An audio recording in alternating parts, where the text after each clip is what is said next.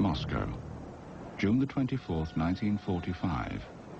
Hitler is defeated and dead by his own hand. The Soviets celebrate a victory won at appalling cost. They are waiting for Stalin. Generalissimo Stalin.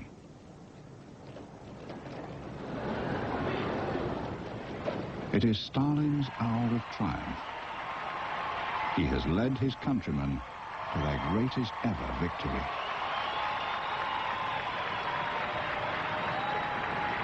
His armies have liberated millions from Nazi rule. And he, Joseph Stalin, has been the architect of victory.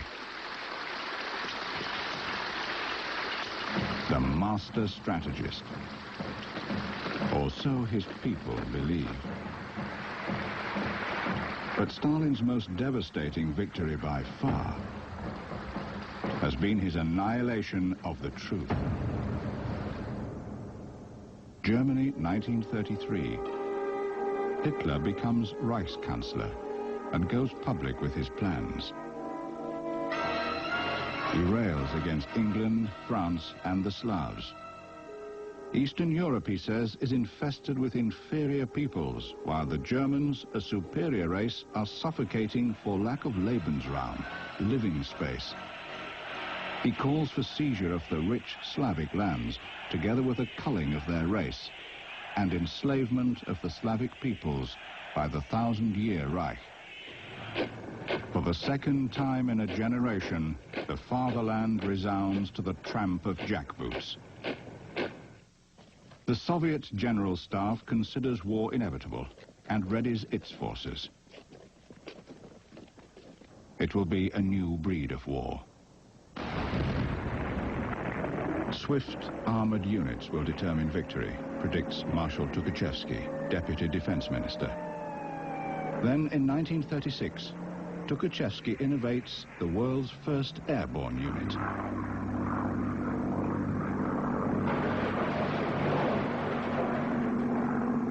Together with his staff, Tukhachevsky firms up his plans.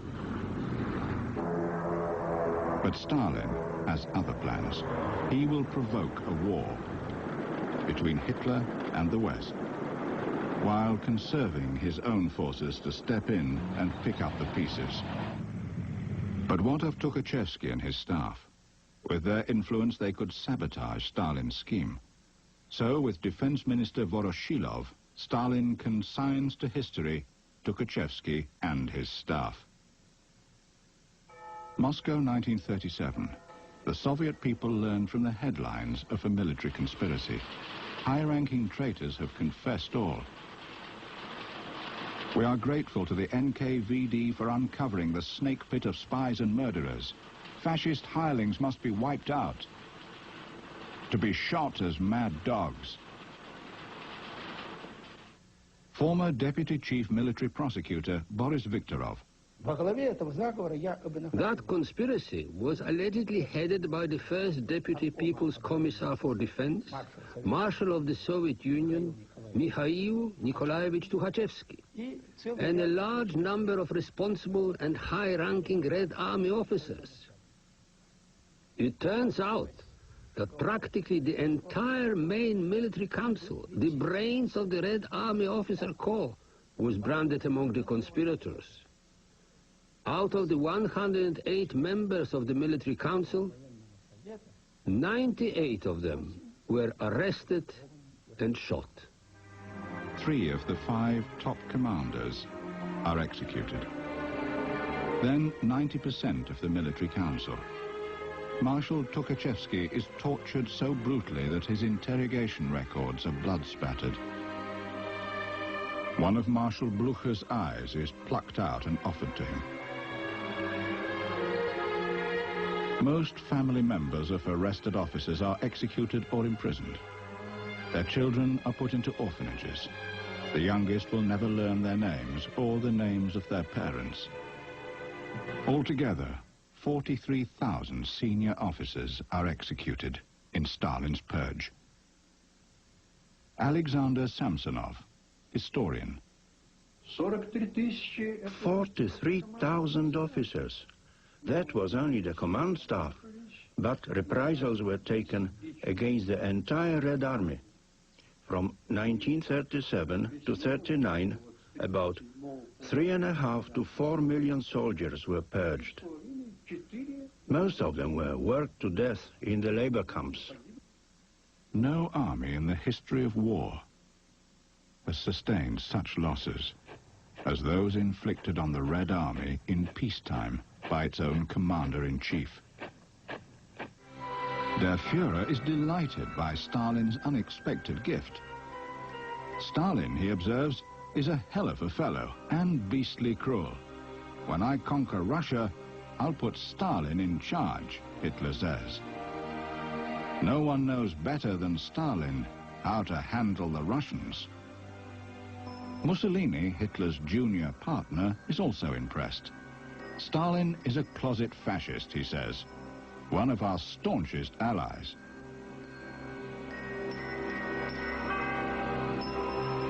With all of Europe arming for war, Stalin must now choose sides.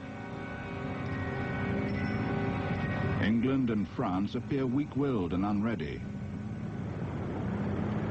The Americans are oceans away. Stalin will woo Hitler.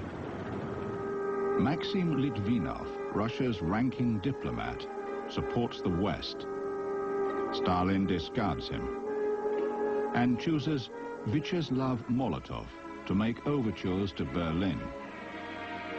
Success. Joachim von Ribbentrop, Nazi foreign minister, comes to Moscow. The deal is struck.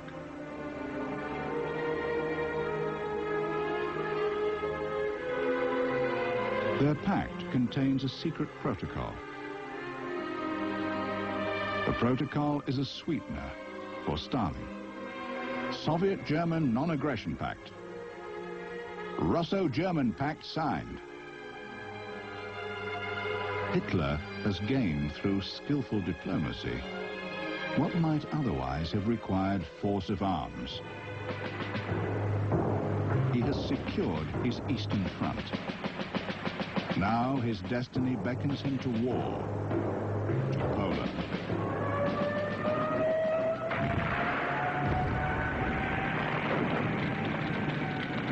In 27 days, Poland is hammered to its knees. Hitler has reinvented war, and Poland is the rehearsal. Stalin now collects his sweetener, the secret protocol. In the border town of Brest, Russian and German commanders meet to partition Poland.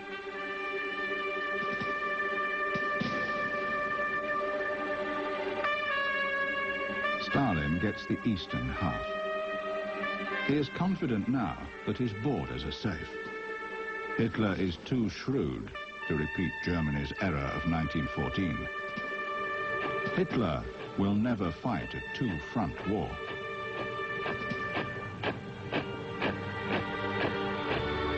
At a Moscow reception, Stalin toasts Hitler's success. As he drinks, Paris falls. But Stalin has gravely underestimated his new partner. Stalin has gravely underestimated his new partner. Dmitry Volkorgonov, advisor on national security to the President of Russia. He was mistaken. There was no second front. Actually, after the Germans occupied France and took Paris, the second front in the West was eliminated. In Berlin, Hitler tells Molotov, Stalin is a master politician. He will go down in history. Molotov is fated, like visiting royalty. He will convey Hitler's compliments to Stalin. Russo-German relations have never been more cordial. It is, however, a charade. Hitler has already approved plans for an attack on the Soviet Union. Operation Barbarossa. Reports reach the Kremlin, but Stalin pooh-poohs them. Disinformation, he tells Molotov. Western agents, sowing distrust.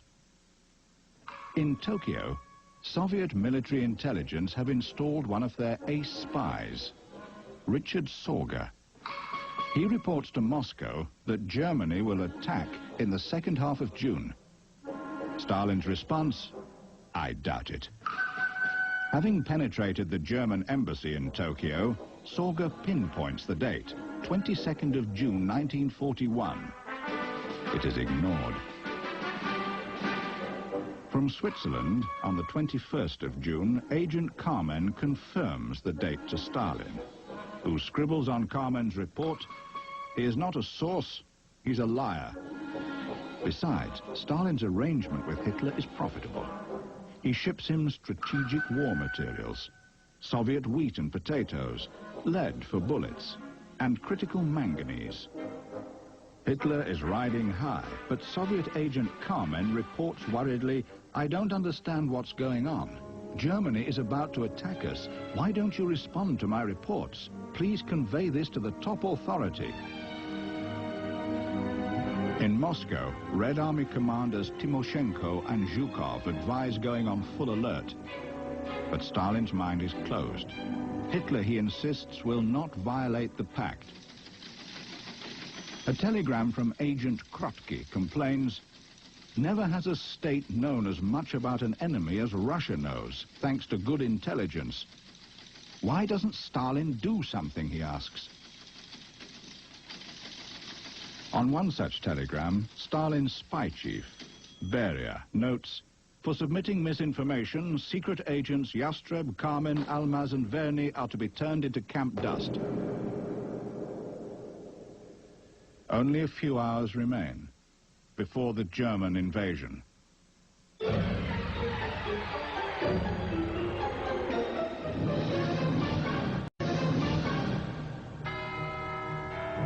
As Stalin in the Kremlin holds stubbornly to his convictions, 190 divisions crouch along his 1,000-mile border, including 3 million of Germany's finest, veterans of Poland and the Western Front. They attack, as Stalin was warned, at dawn on June the 22nd, achieving total surprise. 10 panzer divisions lead the assault.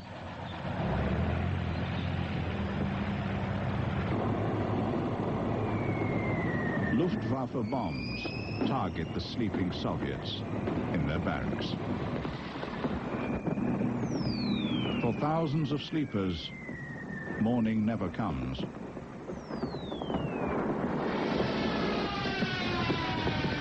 The Stukas pulverize the Soviet Air Force on the ground, converting it to scrap metal.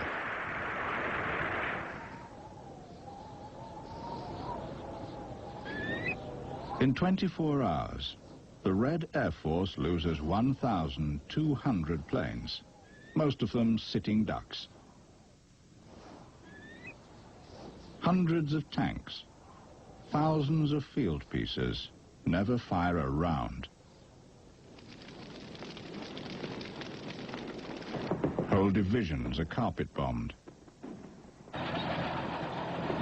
German panzers thrust 50 miles a day. The carnage is catastrophic. 28 Soviet divisions are obliterated. The Red Army is a spent force. Stalin receives the news inscrutably. The disaster is too stunning to grasp.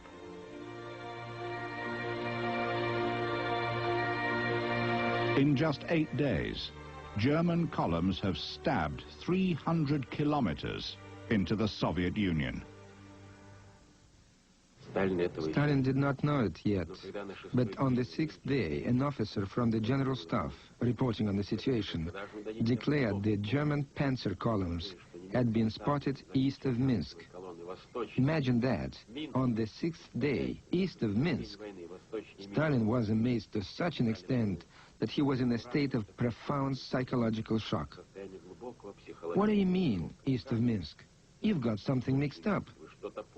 The officer replied, "No, Comrade Stalin, the air reconnaissance photos clearly indicate the Germans are around Minsk."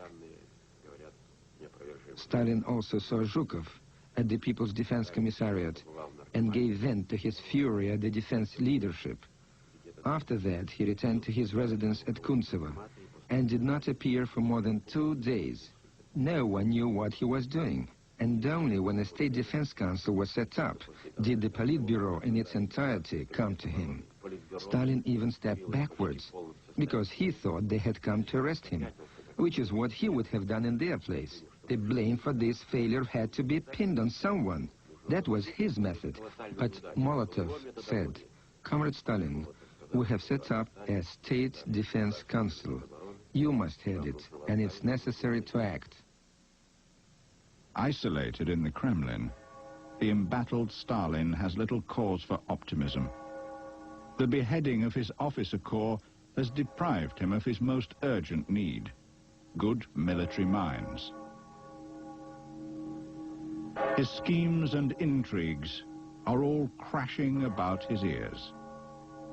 Soon it will be German shells. An entry in the diary of General Halder, chief of the German High Command, reads, "The offensive of our forces, it seems, was totally unexpected by the enemy. The border posts across the river were taken without fighting and are fully intact. Some units were caught in the barracks with their pants down, while forward units asked their commanders what to do." In a broadcast heard nationwide, a shaken Stalin on the war's 12th day makes an emotional appeal to the Soviet people. Comrades, citizens, brothers and sisters, I appeal to you, my friends.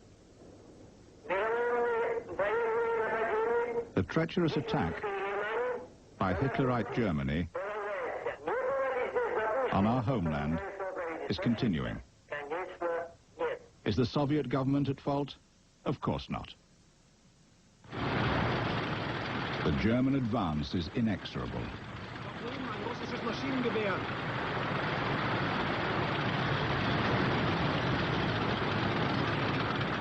Stalin issues a cruel order.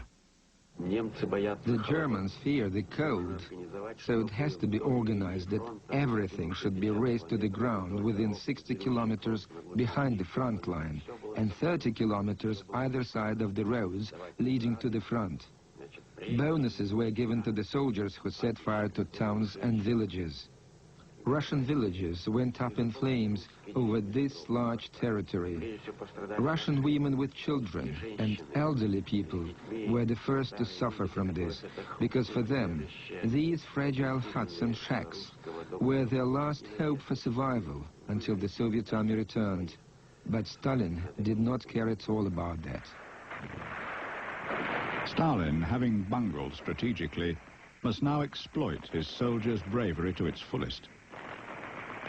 He orders them not to retreat, but to stand and die. The Germans exploit Stalin's cynical move. With their superior speed, they encircle the stand-fast Soviets, who fight to their last bullet and shell. Fire!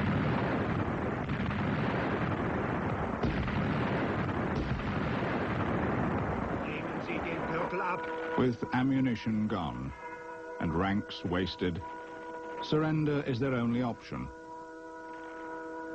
More than 3.5 million Soviet prisoners are taken in the first 6 months of the war. Hände hoch! Their condition is heartbreaking. Stalin's response is his infamous Order Number 270, which brands all prisoners as traitors. An ironic judgment against men whose only fault has been to follow Stalin's orders. The conditions were horrible. Much of it the fault of Stalin, who refused to subscribe to the Geneva Convention on treatment of war prisoners. Moreover, he was practicing what he said. I have no prisoners of war. I have only traitors. Such was Stalin. German Reichsminister Rosenberg reports to Field Marshal Keitel. Of 3,600,000 prisoners, only a few thousand are able to work. The majority die of hunger or exposure, thousands of typhus. Most camps have no shelters, no protection from the rain and snow.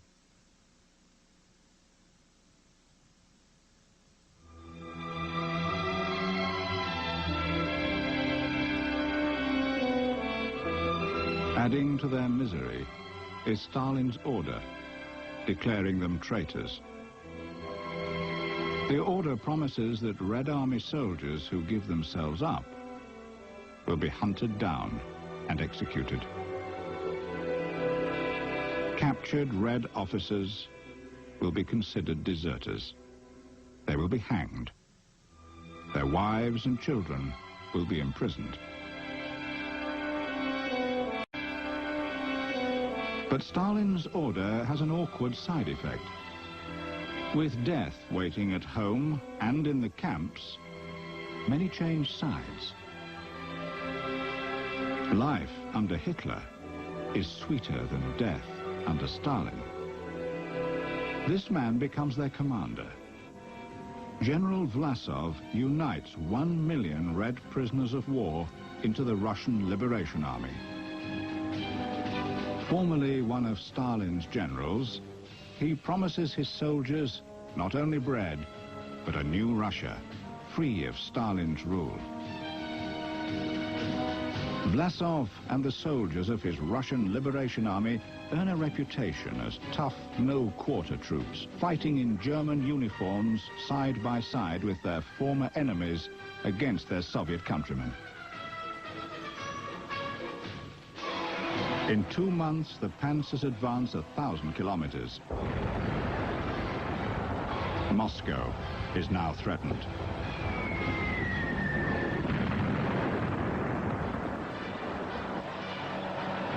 His back to the wall, Stalin panics and decides to sue for peace.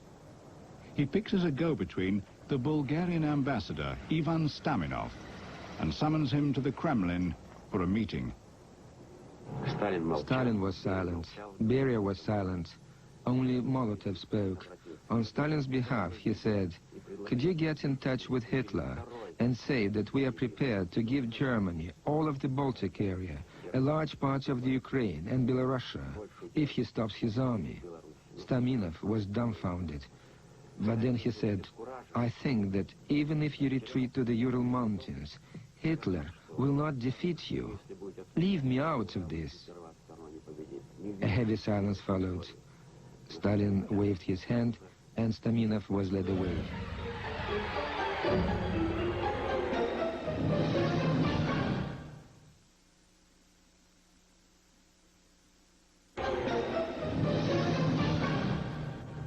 Only one hope remains. Defend Moscow at any price, with citizen soldiers. Students, professors, taxi drivers, cooks, and musicians come forward to volunteer. Anyone who can pull a trigger or throw a Molotov cocktail gets a rifle. And a short course in the bayonet. Women, children, grandparents dig traps for German tanks, erect barricades, and dig trenches. Moscow's citizen army will be wiped out, but will win crucial days.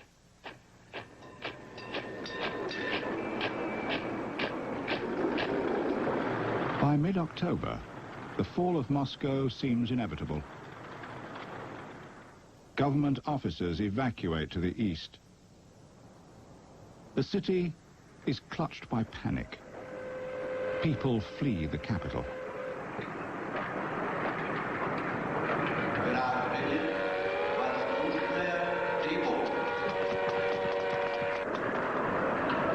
Deep in the hinterlands, a vast army of Soviet citizens toils around the clock, racing time and the Wehrmacht to forge the weapons that will halt the panzers and drive out the enemy.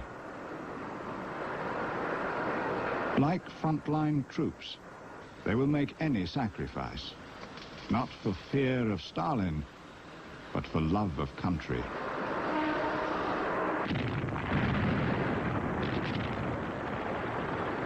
Despite stiffening Soviet resistance, the German juggernaut rolls on and on towards Moscow. One man, Marshal Georgy Zhukov, stands between the panzers and the Kremlin. Stalin telephones Zhukov at his headquarters in the field. "Can you hold Moscow?" Stalin says. "I ask you with pain in my heart." There is a long pause, then... "Comrade Stalin," Zhukov replies, "Moscow will hold." Stalin is torn between fleeing Moscow with the government or standing fast with the army. He chooses to stay. It will steel the hearts of Moscow's defenders, and there will be no need for the secret subterranean bunker constructed far to the east for Stalin.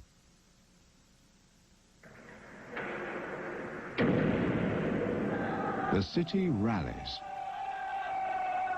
Stalin exhorts Zhukov's newly marshaled and trained troops and sends them directly from Red Square into battle. "You are waging a just and liberating war. Death to the German occupation forces."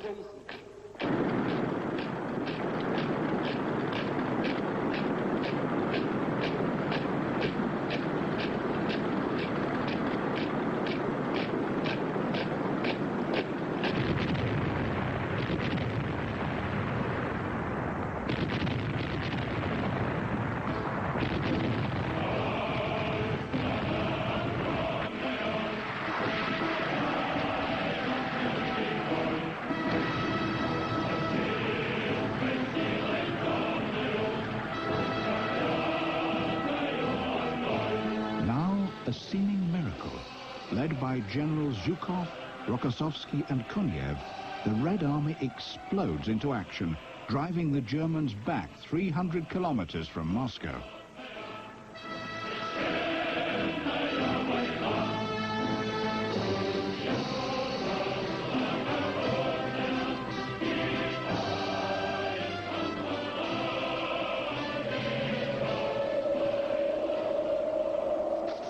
In the dusty summer of 1942, Hitler's main thrust unexpectedly pivots away from Moscow.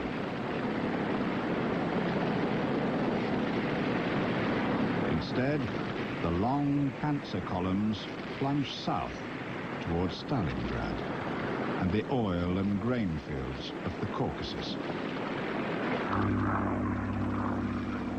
Hitler has done it again. He has wrong-footed his adversary.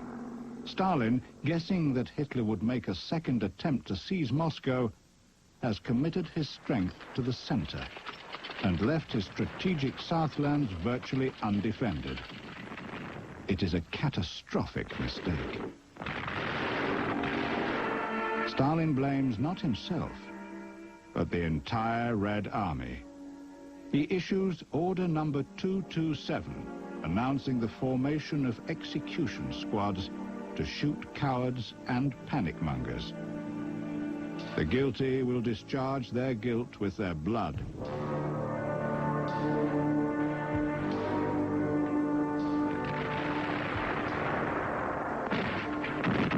It will inspire bravery through fear, Stalin hopes. His soldiers will fear the Germans less because they fear him more.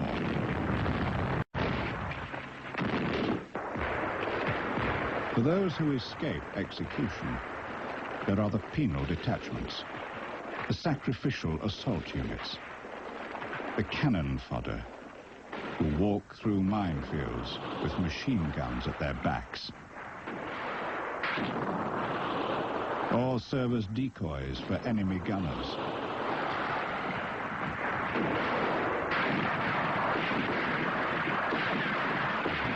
Human wave attacks against heavily fortified positions are led by the penal detachments. In the long and bloody Battle of Stalingrad, every 10th man is a penal soldier.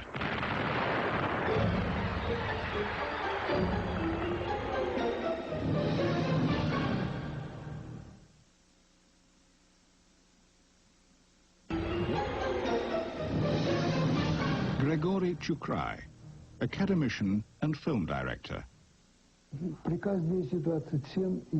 I heard about Stalin's order number 227 for the first time when we were defending the approaches to Stalingrad and already fighting pitched battles.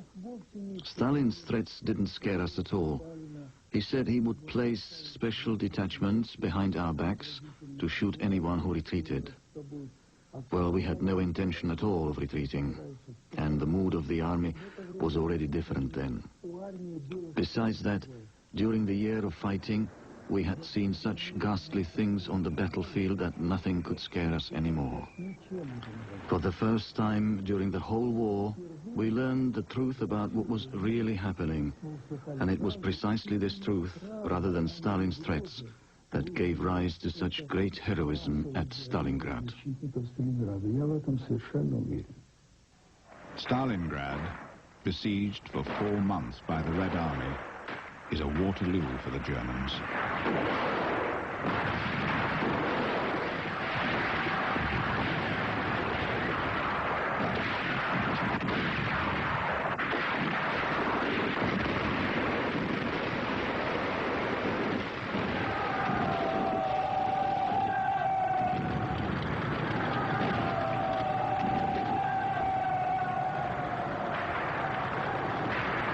When Field Marshal von Paulus capitulates, 500,000 starved and frozen Germans become prisoners of the Soviets.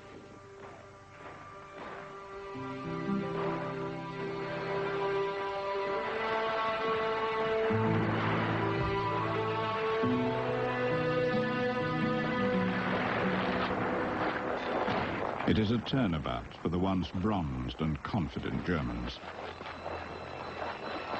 After Stalingrad, the Wehrmacht is never again effective against the Red Army.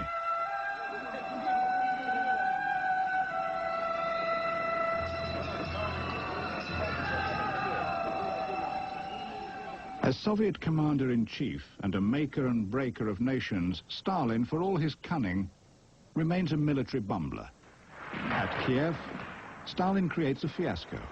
When the Germans cross the river, Stalin ignores his general's advice to withdraw to the opposite bank.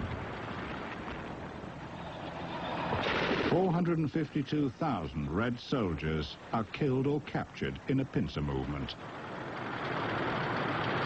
At Vyazma, Stalin runs up staggering losses, dithering while the Wehrmacht fords the river, then issuing the wrong orders. 5 entire armies, 600,000 men, are lost to the Germans. At Kharkov, in the Ukraine, Stalin demands an assault to recapture the city, disregarding all costs. It is hotly contested.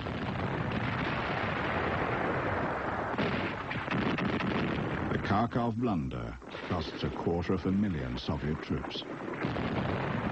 At Kerch, Stalin orders the city taken by the anniversary of the October Revolution. It is the same story.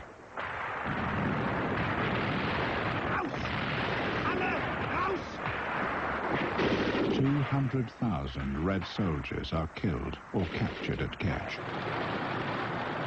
But Stalin's most tragic error is Leningrad. Warned by his generals, to evacuate the civilians while there is still time. He does nothing.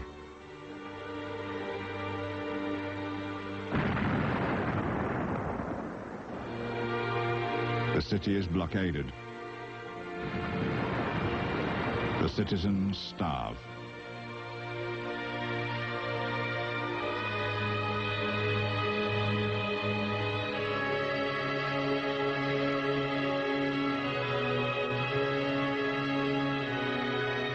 $800,000 perish in Leningrad. Stalin's self-esteem, however, remains intact, and he accepts a medal recognizing his extraordinary leadership. Meanwhile, the work of execution goes forward as Stalin's orders are carried out.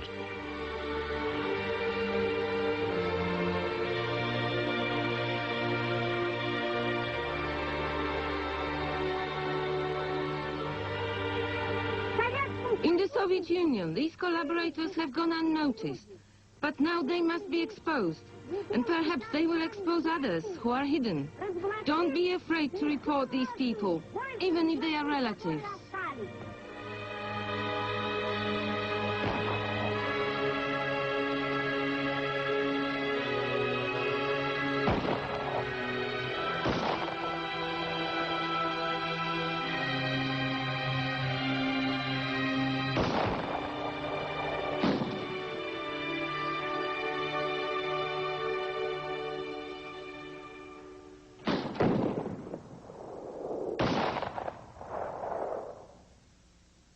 The Red Army begins retaking territory.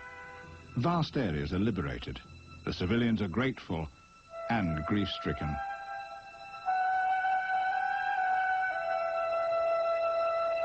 The SS have been here. The suffering has been unspeakable. The killing and devastation, the agony, are reprisals for the people's fierce resistance. But the simple fact of their exposure to German rule has tainted them. In Stalin's mind, they are now suspect. Their eyes have been opened.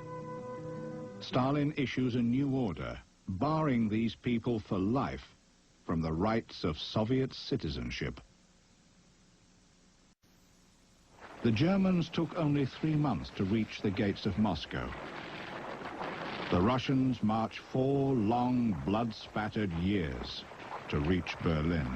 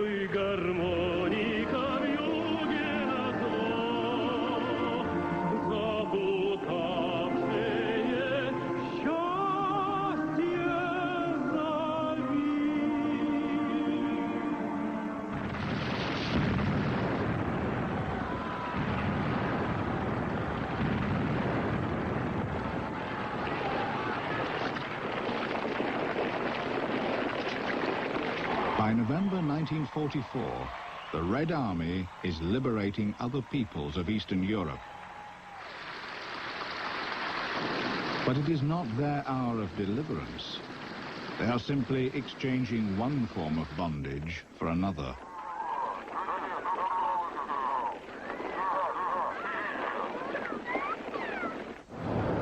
Stalin, with the consent of his allies, is making good his original plan. In the wake of an apocalyptic war, he is scavenging, stepping in to pick up the pieces. Winning the race to Berlin would strengthen Stalin's negotiating position. He orders Berlin taken. It is to be stormed, disregarding costs.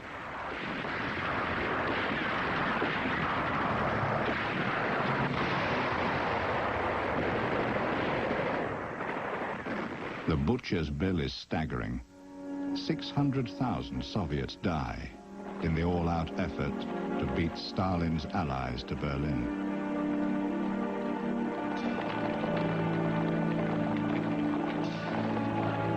Germany surrenders. And on the following day, a secret directive is signed by Stalin, setting up detention camps for returning Soviet prisoners. 10,000 to a camp, 1 million in all. They have seen too much. When I was working on my film Clear Skies, I spoke to a man who had been a prisoner of war at Dachau. He decided that he must get home by any means, and he returned to his family. Of course, they were happy to see him because they thought he had been killed, but now he was alive. He saw his child for the first time, and in the morning, when his wife went out, 2 men in civilian clothes appeared. They demanded his documents, and when he had shown them, they quickly handcuffed him. He said, "What are you doing? I'm no criminal. Please take off the handcuffs." They did not agree to that, and only threw the baby's diapers over the handcuffs, and he was led away to Lubyanka prison. At the Lubyanka, they seated him by a door, and each time it opened, he was hit on the ear by a huge bronze handle. It was deliberate. So he said, "What are you doing? I was not treated this way even in fascist captivity." Also, the fascists were nicer to you, they said, and they sent him to a forced labor camp.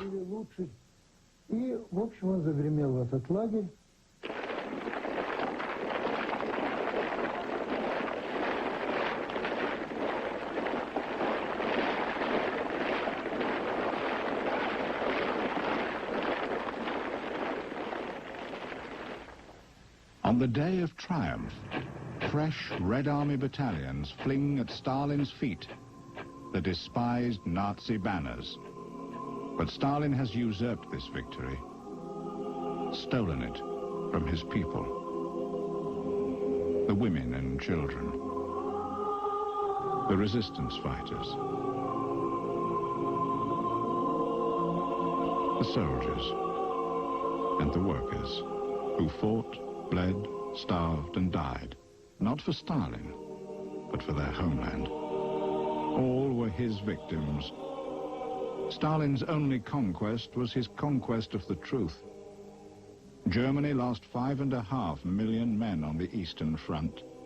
Stalin's stolen victory cost the lives of 27 million of his countrymen.